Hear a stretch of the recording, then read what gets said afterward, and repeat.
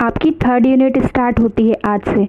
हमने क्या बताया था, हम टैली में रिपोर्ट्स बताएंगे। तो टैली में रिपोर्ट्स होती हैं, जैसे कि हमें फाइनेंशियल स्टेटमेंट मैनुअली खुद बनाना पड़ता है, लेकिन हम जैसे अकाउंट्स वगैरह सारी एंट्री करते हैं तो टैली में रिपोर्ट्स क्या होते हैं, अपने आप ही क्या होते हैं, वो एक्टिवेट हो जाते हैं और अमाउंट वो शो होने लगते हैं।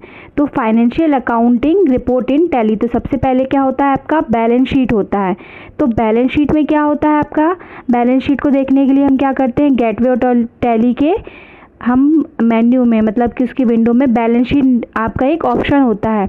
तो इसके माध्यम से हम क्या करते हैं, बैलेंस शीट कभी भी देख सकते हैं। इसे देखने के लिए हम चाहते हैं तो कीबोर्ड से बी प्रेस करते हैं तथा गेटवे टैली की विंडो में वो हाईलाइटेड कर्सर को एरो की सहायता से रिपोर्ट्स में बैलेंस शीट दिखता है। तो बैलेंस शीट में हमें क्या क्या दिखता है, इन तीनों तरीके से हम बैलेंस शीट देख सकते हैं। तो बैलेंस शीट में हमें सारी जानकारी मिलती है कि हमारे कितने कैपिटल्स हैं, कितने एसेट्स हैं, ये सारी चीज़ें हमें शो होती हैं।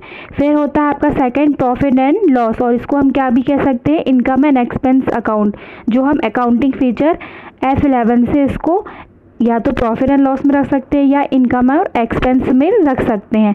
तो इसको देखने के लिए हमें क्या करना पड़ता है, गेटवे ऑफ टैली में जाएंगे, प्रॉफिट एंड लॉस में जाएंगे और F12 कॉन्फ़िगरेशन की में जाएंगे। इसमें वर्टिकल प्रॉफिट एंड लॉस और 100% को प्रॉफिट एंड लॉस कॉन्फ़िगरेशन में एक्टिवेट कर सकते हैं। और ऑल टैब वन दबाते ही हमें क्या होता है, उसकी अकाउंट की रिपोर्ट स्क्रीन पे शो होने लगती है। ठीक है, तो ये क्या होता है, प्रॉफिट एंड लॉस अकाउंट। दूसरा होता है आपका इनकम एंड एक्सपेंस, मतलब इन दोनों सेम ही कहलाते हैं। आप इसको चाहो तो इस फीचर्स को हम एक्टिवेट कर सकते हैं, किससे, F12 से जाकर हम उसको इनकम और एक्सपेंस में भी रख सकते हैं और ऑल टैब वन से हम उसको पूरा देख सकते हैं। फिर होता है आपका अकाउंट स्टेटमेंट, जिसमें क्या होता है, रेशियो एनालिसिस। रेशियो एनालिसिस वह रिपोर्ट होती है जो मैनेजमेंट कंपनी के फाइनेंशियल कंडीशन को जानने के लिए दी जाती है, जिससे कि हमें रेशियो एनालिसिस होता है, जैसे परसेंट के अकॉर्डिंग ही हमें देख पाते हैं, जैसे 20%, 50%, 60%, 70%। तो रेशियो के अनुसार हमें पता चल जाता है कि हमारी कंपनी में प्रॉफिट हो रहा है, लॉस हो रहा है, ये सारी चीज़ें हमें शो होती हैं। फिर होता है ट्रायल बैलेंस पेज, जो हमें गेटवे ऑफ टैली के फ्रंट पेज पे ही शो होने लगता है। जैसे हम डिस्प्ले में जाते हैं और हमें क्या होता है, ट्रायल बैलेंस शो होने लगता है। ट्रायल बैलेंस में हमने आपको बजट देखना सिखाया था। फिर उसके बाद किसे हम टी को प्रेस करते हैं तो हमें ट्रायल बैलेंस शो होने लगता है। तो ट्रायल बैलेंस में हमें सारे क्या होती है कि मेथड सारी दिखने लगती है, जिसमें हम अपने अकाउंट्स को देख सकते हैं कि हमने कौन कौन से अकाउंट्स बनाए हैं।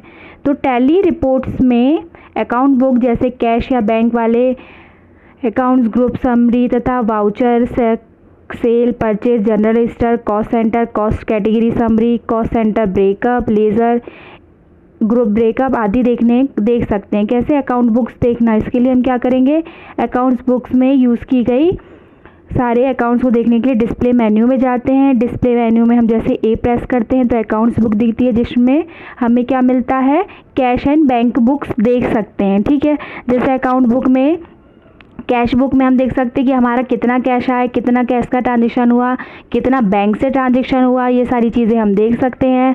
फिर टू सी लेज़र, लेज़र देखने के लिए हम अकाउंट्स बुक में जाके सब मेन्यू में लेज़र में जाते हैं।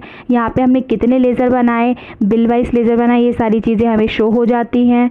फिर आपका ग्रुप समरी है, ग्रुप समरी में आपने कितने अकाउंट बुक्स के अंदर कितने आपने ग्रुप्स बनाए तो वो ग्रुप की समरी शो होती है। ग्रुप वाउचर, आपने जो जो अकाउंट बुक में ग्रुप वाउचर में एंट्रीज की होगी वो शो हो जाता है। सेल्स रजिस्टर में आपने कितने सेल किया साल भर में, उस सेल की सारी आपको जानकारी मिल जाती है। परचेज रजिस्टर में भी आपका यही होता है कि अकाउंट्स बुक्स में जाओगे तो वहाँ पे परचेज रजिस्टर शो होगा, यहाँ पे आपने कितने परचेज किए हैं वो सारे शो होते हैं। जनरल रजिस्टर में जितनी भी आपकी जितनी भी एडजस्टमेंट एंट्री है वो सारी आपकी जनरल रजिस्टर में शो हो जाती है। कॉस्ट सेंटर में आपने कितने कॉस्ट सेंटर्स बनाए हैं, कितने नहीं बनाए हैं, वो सारे शो होते हैं। कॉस्ट कैटेगरी समरी में आपने कितनी कैटेगरीज बनाई है, जैसे हमने बनाई थी कौन सी, अकाउंट्स के लिए बुक्स वगैरह की, हम चाहे तो सैलरी की बना सकते हैं और एक्सपेंस की अलग अलग हम बना सकते हैं। फिर है लेज़र ब्रेकअप, लेज़र ब्रेकअप में आप अलग अलग लेज़र को देख सकते हैं। ग्रुप ब्रेकअप में आप ग्रुप ब्रेकअप देख सकते हैं, जिसमें अलग अलग ग्रुप्स होते हैं, उनको आप शो करा सकते हैं। ठीक है, तो इस प्रकार आज हमने क्या सीखा है, टैली में रिपोर्ट्स। तो टैली में रिपोर्ट सबसे मोर इम्पॉर्टेंट्स हैं, जो आपकी थर्ड यूनिट है। तो आज आपने क्या सीखा है, थर्ड यूनिट। तो थर्ड यूनिट में हमने सारी रिपोर्ट सीखी है, कौन कौन सी, financial accounting report in Tally में balance sheet, profit and loss को समझा है।